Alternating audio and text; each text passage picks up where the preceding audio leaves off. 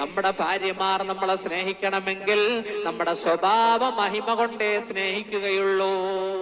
ഭക്ഷണം കൊടുക്കുന്നുണ്ട്, കുഴിമന്തി മേടിച്ചു കൊടുക്കും, കൊണ്ടുപോകും, ടൂറിനൊക്കെ എല്ലാം കൊണ്ടുപോകും. പക്ഷെ എപ്പോഴും വാ കൊണ്ട് ചീത്ത വാക്കും അസഭ്യങ്ങളും ആണെങ്കിൽ ഒരു ഭാര്യയും ഭർത്താവിനെ ഇഷ്ടപ്പെടുവോ?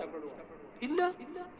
ഉമ്മു സലമ ബീവി ഒന്നുകൂടി ചോദിച്ചു, യാ റസൂലല്ലാഹ്, മിന്നാ ഇംറഅത്തുൻ തതസവ്വജു സൗജൈനി ഔ സലാസ.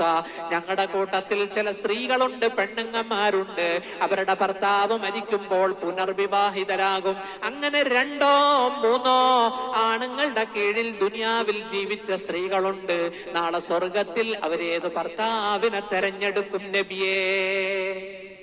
അപ്പൊ റസൂലുള്ള പറഞ്ഞു, ഇന്നഹാ തഖ്താറു അഹ്സനുഹും അഖ്ലാഖാ. നല്ല സ്വഭാവ മഹിമയുള്ള ഭർത്താവിൻ